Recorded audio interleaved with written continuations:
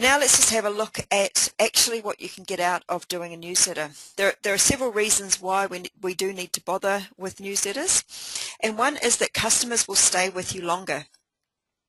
If the newsletter is interesting, they're going to start looking forward to it as long as you give value and don't just throw out promotional information at them.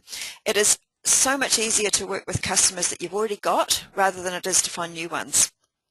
So really your best prospect for growth in your business is to work with the people that you already have, because if you can get them creating word of mouth, you can get them so excited they turn into what we call raving fans. It's so much easier, so much more powerful than going out to try and find new people. And if anyone's ever done a letterbox drop, you'll know that that's actually quite hard work. So why not just sit in the comfort of your office with your coffee. It takes 10 minutes, half an hour to do a newsletter, and in that you can look after the people you've got and you can expand your reach considerably.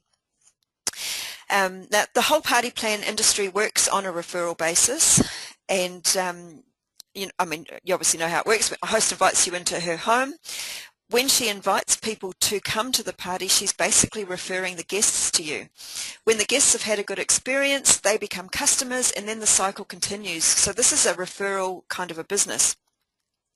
With newsletters, you can use the power of the internet to extend the referrals that you get. So they can forward your newsletter to their friends.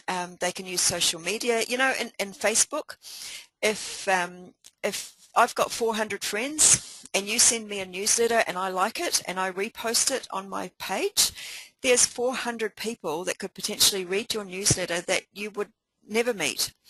And you can be pretty sure that out of my friends, probably quite a few of them have similar interests to me. So that is massive in itself.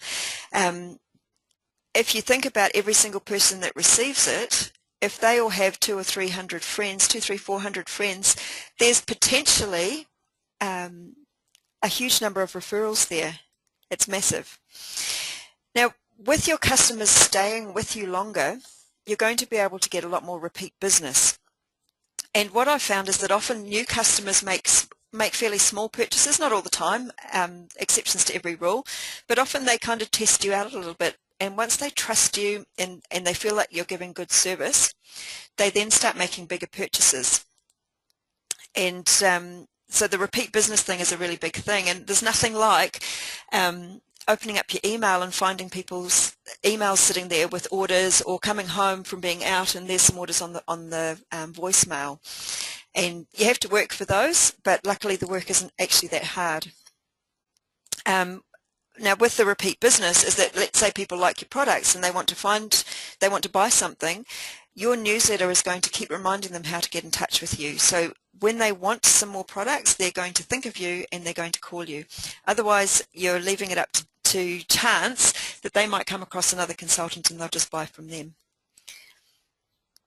Now, when people start to feel like they know you a little bit, they're going to start taking an interest in what you're doing. And the reason for that is that they're going to feel that you're taking a bit of an interest in them. And I don't know about you, but I definitely prefer to do business with people that I know, and I think that's probably fairly common. So if you just keep things conversational, keep it with a kind of a voice in your newsletter that does show that you're interested, they're going to feel a little bit like they know you. Just simply sending out adverts and flyers all the time is not relationship building. That's just doing what we call press releasing. When you send those things out, they're not going to be read, and people are going to get annoyed by them and probably unsubscribe from you. Now, just remember that when we're talking about about the relationship thing, remember that what we're trying to do is build a connection between you and your customers. We're not trying to build a relationship between you and your products or you and your company. So sometimes when your company sends out newsletters that are then to be forwarded on to your customers, that's all very well and good, but it doesn't build a personal relationship between you and your customer. That's more between the company and the customer. So if your company sends out those things, I think they're great things to send on, but you might want to send them out 1 week and then 2 weeks later do your own personal one, because you need to build your own relationship person to person. And you also need to build a bit of trust as well. Now the other reason it makes really good sense to build a good relationship with people is a completely separate reason to the business that you're in right now. Just imagine if you ever decided sometime in the future, 10, 20 years from now, who knows, sometime in the future you decided to do something different.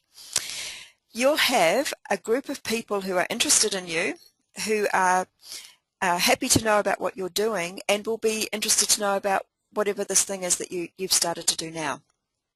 If you're just building a relationship just purely on products and press releases, nobody's going to be interested in what you're doing if you choose to do something else. So you're actually building quite a good, strong little business as well.